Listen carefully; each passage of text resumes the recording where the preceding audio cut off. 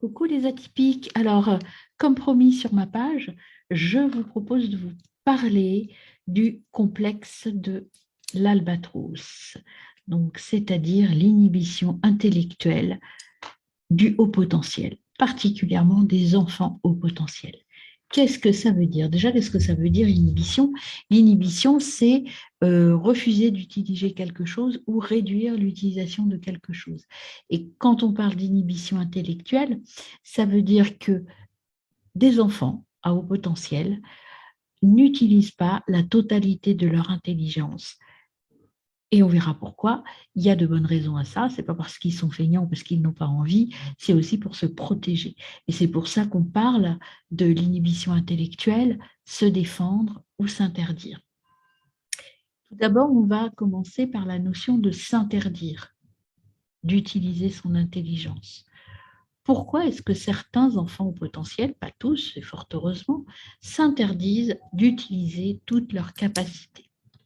En fait, parce que très vite, ils vont comprendre que pour être tranquille et pour qu'on les embête pas, que ce soit les adultes ou les enfants, eh bien, vaut mieux se fondre dans la masse.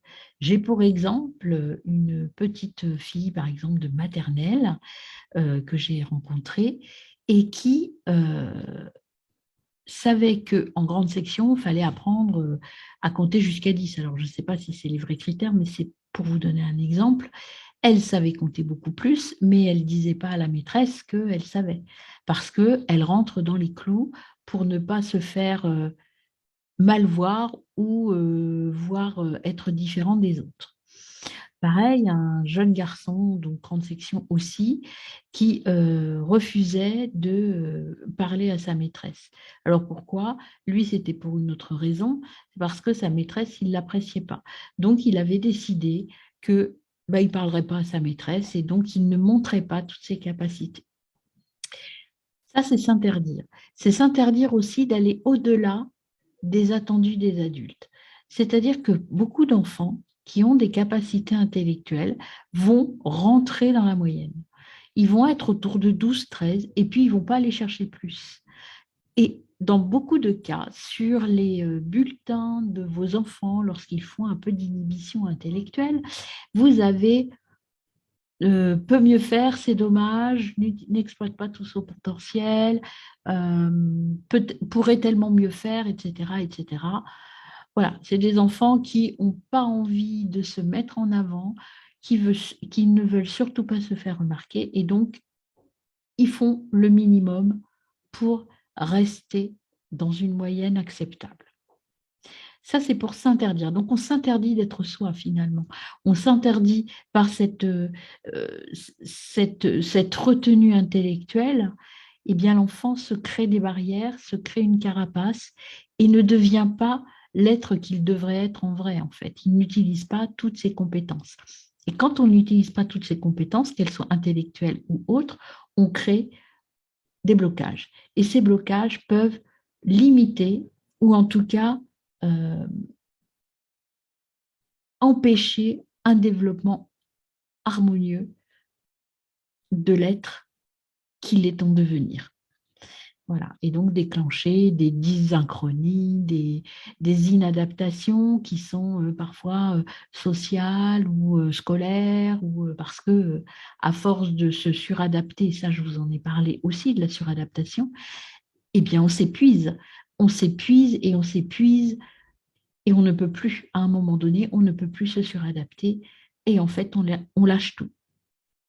Voilà pour le côté je m'interdis d'être moi. Après, le côté se défendre, ça veut dire quoi? Se défendre, ça veut dire, OK, je m'assume tel que je suis avec mes différences et j'accepte de donner tout ce que j'ai et d'aller jusqu'au bout de mes idées. Alors ça, ce sont des enfants, par exemple, qui vont poser des questions sans cesse, qui vont aller au-delà des attendus à l'école, hein, je parle, et qui vont être sans arrêt dans le développement, dans la recherche et dont je pose des questions, j'interviens, voilà, j'utilise tout mon potentiel. Ce ne sont pas des enfants qui veulent être enfin, qui veulent se mettre en avant.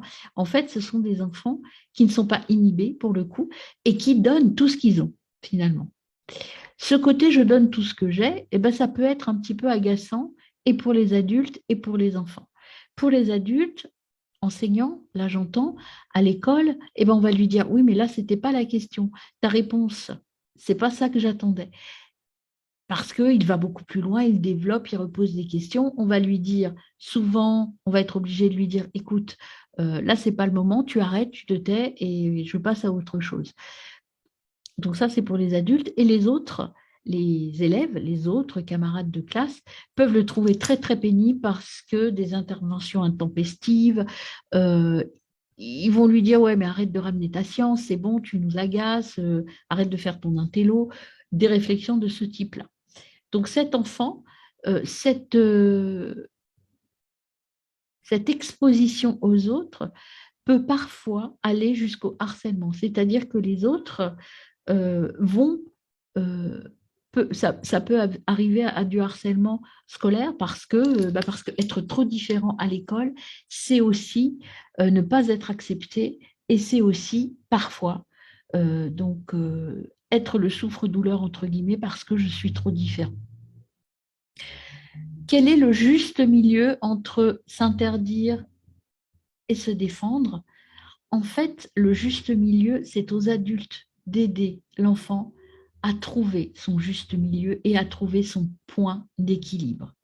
À quel moment je me tais et à quel moment je dis ce que je sais. Et ça, il n'y a que les adultes, les parents et les enseignants qui peuvent accompagner ce jeune pour ne pas tomber dans les extrêmes. Je ne dis plus rien et je me fais oublier et je disparais finalement. Je disparais et je ne montre plus ce que je suis capable de faire. Ou je donne tout, mais dans ce cas-là, je suis exposée et je peux être exposée à surtout à des remarques désobligeantes et qui ne sont pas fondées. Juste, ils sont fondés par rapport au comportement du jeune et non pas par rapport à ses actes finalement. Donc nous, les adultes, auprès de ces jeunes, on doit leur montrer à quel moment ils vont trop loin, à quel moment ils doivent un petit peu donner pour se sentir bien avec eux. C'est le point d'équilibre en fait qu'il faut retrouver.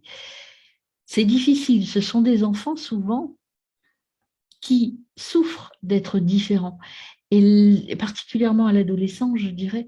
Et leur recherche, c'est surtout être le moins différent possible, particulièrement quand on n'assume pas sa différence, quelle qu'elle soit. Alors c'est valable pour les hauts potentiels, mais c'est valable pour plein d'autres profils également atypiques. Dès l'instant où on se sent différent, il est difficile de l'assumer et de trouver le juste milieu pour être heureux avec les autres. Non pas être comme les autres, on ne le sera jamais et ce n'est pas possible quand on a un profil atypique. En revanche, on peut trouver son point d'équilibre pour être heureux avec les autres. Alors, si ça vous intéresse, pour développer plus ça, vous pouvez me contacter par message privé, aller voir mon site internet, prendre rendez-vous, tout ça totalement gratuitement, bien évidemment.